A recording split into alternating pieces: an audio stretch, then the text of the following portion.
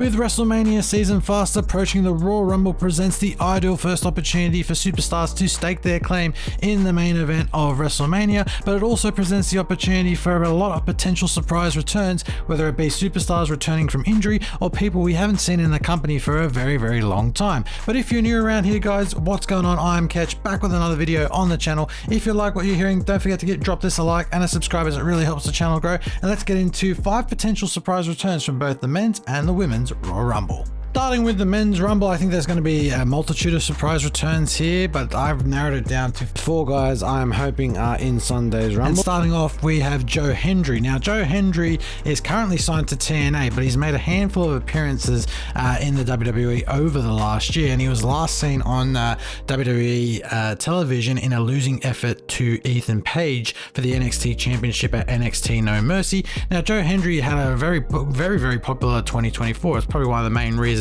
why WWE was so interested in having him on WWE TV. And I think now that with the strategic partnership between TNA and WWE, we're going to see quite a few TNA wrestlers on WWE television, as well as a couple of WWE wrestlers going to TNA as well. So I think Joe Hendry will definitely be in the Rumble, and because his theme song is so catchy, the whole I Believe in Joe Hendry theme song, everyone is going to go absolutely ballistic when they hear this theme song, because everyone just wants to see this guy succeed, but also because of how catchy that theme actually is. But I think Joe Hendry will definitely be in it. Now, the next pick I'm wanting to be a surprise return in the Rumble is Wade Barrett, or Bad News Barrett, the current SmackDown co-commentator alongside Joe Tessitore. And Wade Barrett's actually been retired for many years as an active competitor. He had a string of injuries in the mid-2010s, eventually culminating in him actually moving away from the sport as an active competitor and into commentary. Now, he's a fantastic commentator, but recent events, to me, he's had a couple of interactions and clashes with Drew McIntyre over the last sort of 6 months roughly. And I think Wade Barrett would be quite an interesting one to have in the Rumble. And the fact that Michael Cole holds the record for an announcer having the longest time spent in a Rumble match is a crime in its own right. So I think if there is another announcer to step foot in the Rumble, it should be Bad News Barrett. And I would love if he gave us some bad news in that Rumble. Just cut a mid promo in the Rumble at some point, because the Rumble's meant to be full of surprises. So I would love to see Wade Barrett, even if it's only for 4 or 5 minutes, as long as it beats Michael Cole's record, then that's fine for me. Next, who I think is definitely going to make a return in the Rumble is probably Randy Orton. Randy Orton has been out with an storyline injury after taking a package pile driver from an enraged Kevin Owens on an episode of SmackDown, probably about 3-4 months ago now, I believe it was. And Randy hasn't been seen on TV since. Now, obviously, given Randy Orton's history with injuries, it's probably the smart move keeping him off TV for a little bit longer, just to let him heal, as he is quite a bit older than he once was. But I think definitely Randy Orton will make his return in the Rumble match itself. Although it does raise some questions, because Cody Rhodes is taking on Kevin Owens for the undisputed WWE Championship in a ladder match.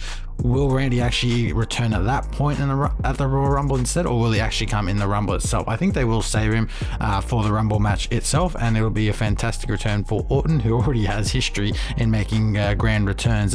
If you remember Survivor Series 2023, when he made his grand return after over a year out of action. So I think Randy Orton will be back at this Rumble.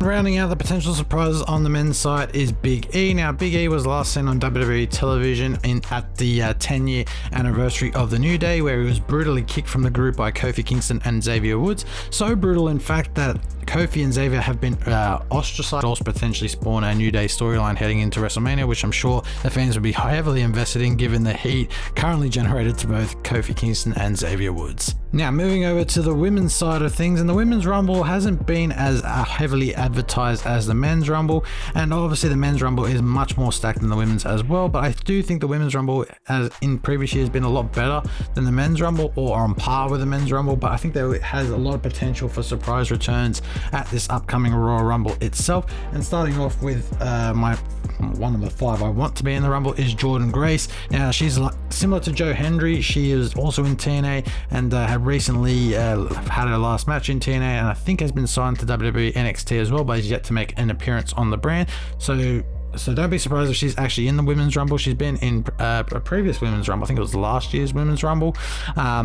And so she's got track record in the Women's Rumble. So I think it'll be a shoo-in to see her there. Triple H loves her. And, you know, with this, as I mentioned earlier, with the whole strategic partnership with TNA and WWE, it'll probably be no surprise that we see quite a few TNA wrestlers in the Rumble itself. And Jordan Grace and Joe Hendry will probably be two of them. Another woman I think will be a surprise in the Women's Rumble is Nikki Bella. She had a fantastically received appearance at the Netflix round as well. She's had a pretty trying 12 months in her personal life, so I think she'll be quite happy if she's in the Rumble itself. And the fans don't forget.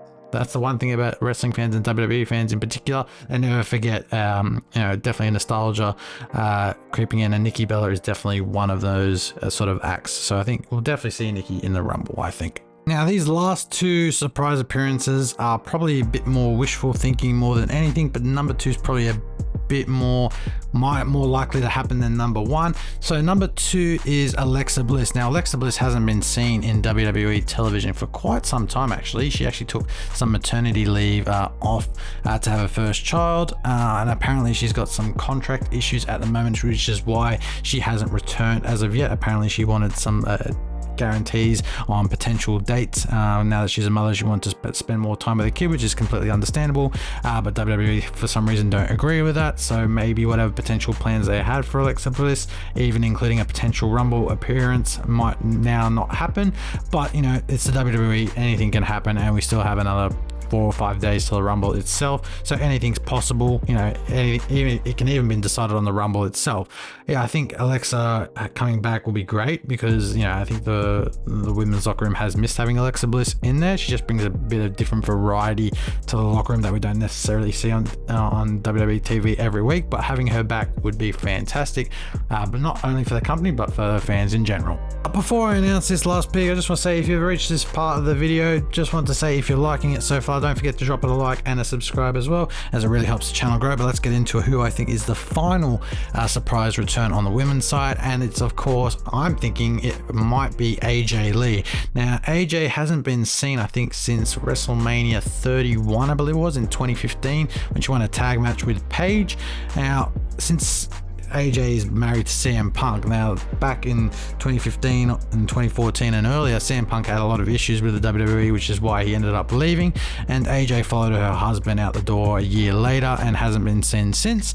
But since CM Punk's return to the WWE in 2023, fans have been clamoring for an AJ return, and she has put those you know, fan requests to the side a little bit, sort of stating that she's happy doing what she's doing now, you know, and sort of just being herself rather than, you know, sort of bending down to the constant schedule that wrestling had done for her. But she was such a popular women's wrestler back in the day.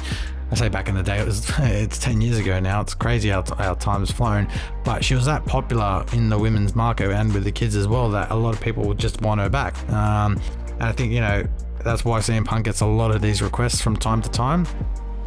You know, it's because they want to see AJ back, and you know, I don't blame him.